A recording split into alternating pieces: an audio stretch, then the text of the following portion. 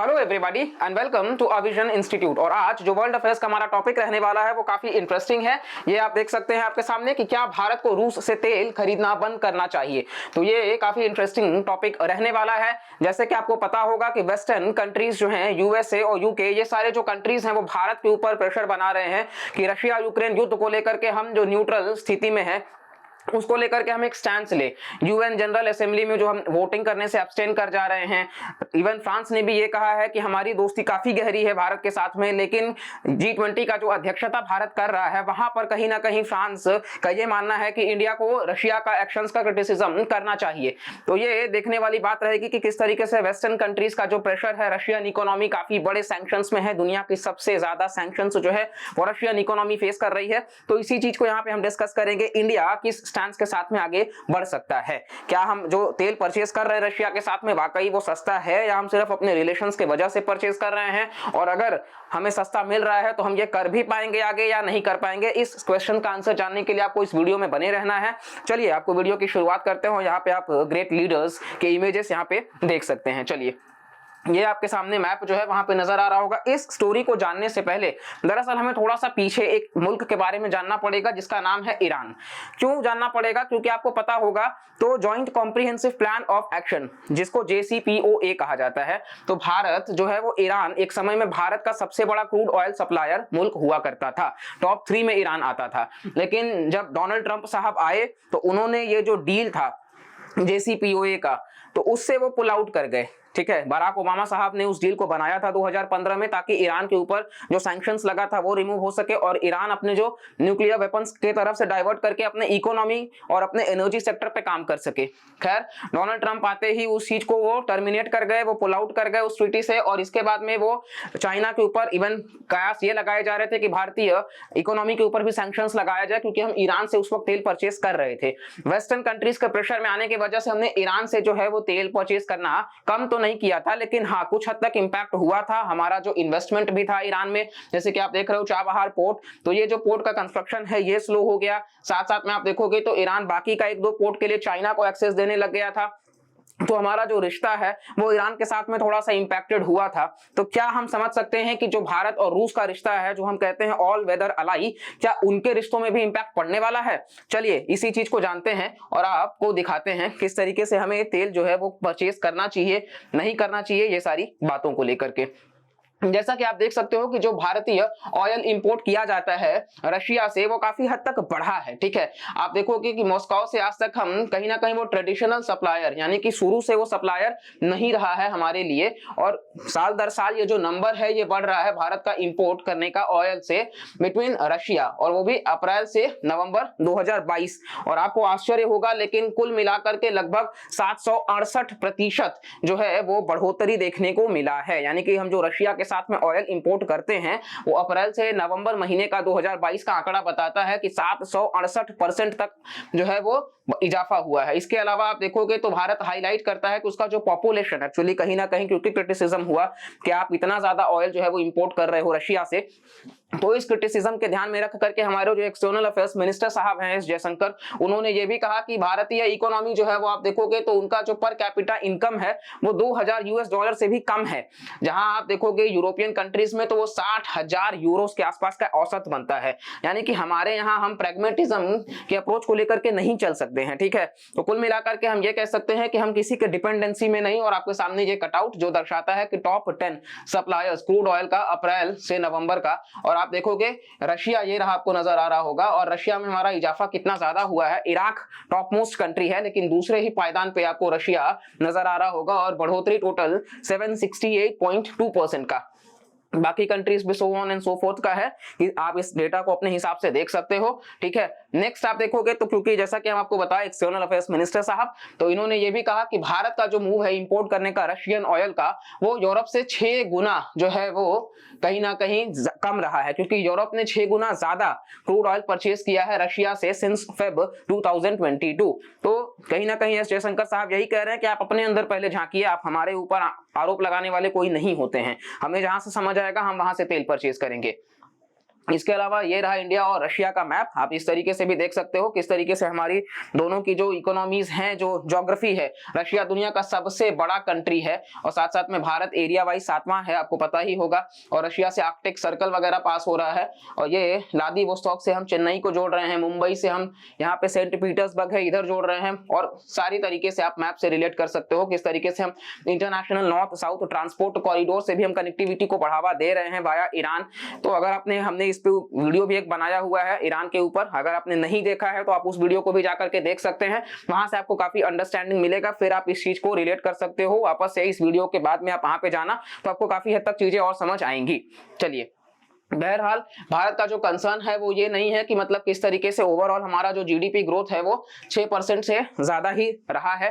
तो कहीं ना कहीं चीजें हमारी जो है वो हम जियोपॉलिटिकल कंसेंसस को अगर ध्यान में रखें तो हम कहीं ना कहीं अपने न्यूक्लियर वेपन्स प्रोग्राम को लेकर के भी चीजें क्लियर रहते हैं, ठीक है। इस वजह से जैसे कि हमने आपको बताया कि बराक ओबामा की तरफ से प्रेशर आया कि ऑयल जो ईरान से हम परचेज कर रहे हैं उसको कम करने के लिए इंडिया और चाइना जो है किस तरीके से, एक्चुअली रशिया और चाइना जो है वो ईरान से तेल परचेज कर रहे थे, लेकिन P5+1 परमानेंट 5+1, ये परमानेंट 5 में कौन आता है तो यूएसए है, ठीक है, यूके है, इसके अलावा रशिया है, जापान है और फ्रांस है। तो ये जो 5 मुल्क है +1 में जर्मनी आता है।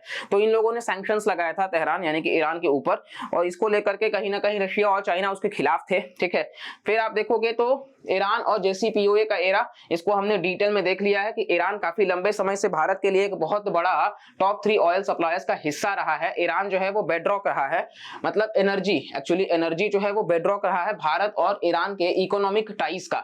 इसके साथ साथ आप देखोगे तो मैंगलोर का जो रिफाइनरी है वो इसी चीज को ध्यान में रख करके कि हम हेवी क्रूड डिपेंडेंट होंगे ईरान से, ठीक है। नेक्स्ट आपको हम दिखाएंगे कहीं ना कहीं कि ये जो मैंगलोर वाला जो रिफाइनरी है वो किस तरीके से मतलब डिपेंडेंट था। इवन जो आपको पता ही होगा Farzad B gas field Iran में जो है, उधर 2002 में ONGC विदेश ने जो एक्सप्लोरेशंस किया था वहां पे भी तेल रिजर्व्स जो है वो भारत ने ही ढूंढ निकाला था। खैर ईरान क्योंकि रिश्ते हमारे उतने अच्छे नहीं रह गए तो उन्होंने वो जो मतलब एक्सप्लोरेशन के बाद में चाइनीज कंपनी को दे दिया था, ठीक है। और आपको बता दें कि ईरान वो भी मुल्क रहा है जो आर्टिकल 370 के एप्रोगेशन के बाद में भारत के अगेंस्ट में स्टेटमेंट्स देते नजर आए हैं। खैर हमारे दोनों के रिश्ते काफी समझदार भरे भी रहे हैं क्योंकि वही ईरान है जो सेंट्रल एशियन नेशंस के साथ में भी हमें एक्सेस दे रहा है। साथ साथ आप देखोगे इकोनॉमिक टाइम्स का आर्टिकल कि भारत पे कर रहा है 400 मिलियन का $US in oil dues, oil के ड्यूज में टू ईरान, ताकि वो 500 मिलियन का दूसरा जो है वो मंथ एंड तक दे सके। इतना ज्यादा जो है डिपेंडेंसी हमारा ईरान के ऊपर था। तो कहीं ना कहीं आप इससे भी समझ सकते हो कि किस तरीके से हम जो है वो ऑयल डिपेंडेंट कंट्री हैं। साथ साथ में ईरानियन क्रूड ऑयल सप्लाईज को आसानी से जाने देना काफी मुश्किल ट्रांजिशन रहा हमारे लिए, क्योंकि हमें वापस से सऊदी अरेबिया, इराक और नाइजीरिया, अंगोला जैसे कंट्रीज पे आना पड़ा, ठीक है। तो ये इतना आसान नहीं था हमारे लिए कि हम वापस से शिफ्ट कर जाते ना। रशिया का केस क्या डिफरेंट है, अगर आप रशिया के केस में देखोगे तो रशिया जो है वो एनर्जी की वजह से ही हमारे लिए इंपॉर्टेंट नहीं है, काफी ज्यादा इन्वेस्टमेंट भी है। भारत का पहला इंटरनेशनल इन्वेस्टमेंट जो एनर्जी का है वो रशिया के साखालिन 1 फील्ड्स में ही है और ये कंट्री के फार ईस्ट में आपको मिल जाएगा।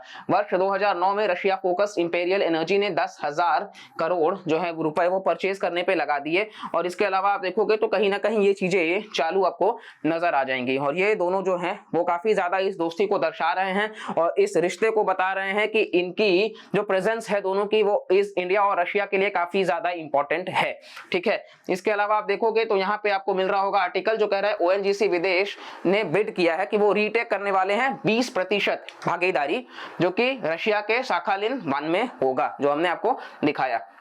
नेक्स्ट आप देखोगे तो कहीं ना कहीं हमारा यूएस के साथ में भी एक अच्छा रिलेशन है, क्योंकि यूएस का F-35 बॉम्बर्स जो है वो यूएस किस तरीके से हमारे को हेल्प कर रहा है अजीत डोभाल और यूएस के काउंटर पार्ट के साथ में। तो हम ऐसा नहीं है कि किसी एक मुल्क के प्रति बहुत ज्यादा झुके हुए हैं, ठीक है। हमको रशिया के साथ भी बैलेंस बनाना है, यूएसए के साथ भी बैलेंस बनाना है। आज भी हमको नॉन अलाइनमेंट की जो पॉलिसी है उसको लेकर के चलना है कि हमारा जहां फायदा होगा हम उस चीज को ध्यान में रख करके चलेंगे। कभी भी हम इस तरीके से मुद्दों को नहीं लेकर के आएंगे कि नेशनलिज्म के नाम पर चीजों को हम बिगाड़ने लग जाएं। फिर आप देखोगे तो इजराइल भी बातें करना चालू कर दिया था सऊदी अरेबिया के साथ में कि किस तरीके से वो ईरान को लड़ सकते हैं, क्योंकि आपको पता होगा इजराइल टू और U2 करके ग्रुपिंग है जिसमें इंडिया और इजराइल हैं और यूएसए और यूएई है। इसको मिडिल ईस्ट का भी क्वाड कहा जाता है, लेकिन यहाँ इंडिया और इजराइल साथ में है लेकिन ईरान नहीं है, और इजराइल जो है वो ईरान का दुश्मन है, तो हमको रिलेशंस वापस से बैलेंस करना पड़ रहा है। यूएसए भी है यहाँ पे, तो चीजें आपको नजर आ रही हैं कि किस तरीके से इंडिया जो है वो हमेशा से इस चीज में काफी अच्छा रहा है कि हम कहीं टिल्ट नहीं दिखाते अपने पॉलिसी में। और इंडिया का जो प्रैग्मेटिज्म है तेल खरीदना वो नया नहीं है रशिया से, ठीक है। इवन फर्स्ट गल्फ वॉर आप देखोगे तो जब एनर्जी सिक्योरिटी हुआ और सेफ्टी को ध्यान में रख करके भारतीयों के लिए जो कि उस रीजन में काम कर रहे थे गल्फ वाले, तो भारत उस वक्त के जो विदेश मंत्री थे वो इंदर कुमार गुजराल जो कि फॉर्मर इवन प्राइम मिनिस्टर भी रह चुके हैं और ये राज्यसभा से बिलोंग करते थे, ठीक है।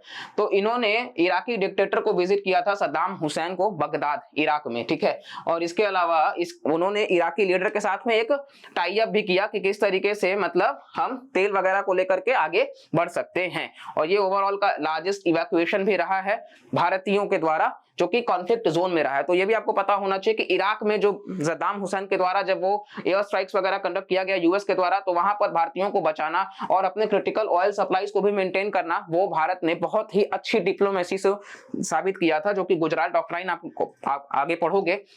साथ साथ आप देखोगे कहीं ना कहीं सद्दाम वगैरह के साथ में भारत ने कोशिश किया कि वो रीबिल्ड कर सके। और आप देखोगे तो इंडिया जो है वो ना सिर्फ 1971 में रशिया का जो वॉर में कंट्रीब्यूशन रहा है बांग्लादेश को लिबरेट करने के लिए, लेकिन इसके अलावा भी आज जो रशिया को आइसोलेट करने की कोशिश करी जा रही है, स्टिल इंडिया जो है वो अपने स्टैंड के साथ में क्लियर है। और ये आपको उस 1997 का कुछ इमेज जो कि दर्शाया जा रहा है किस तरीके से आई के गुजराल साहब जो है वो सद्दाम हुसैन के साथ में यहाँ पे आपको नजर आ रहे होंगे, ठीक है। इसके अलावा आप देखोगे तो नई दिल्ली का पोजीशन अपने आप में जो है वो मल्टीपोलर ऑर्डर में कहीं ना कहीं एक पोल की तरफ अब फिक्स होता नजर आ रहा है, और भारत जो है वो वॉइस है ग्लोबल साउथ का भी।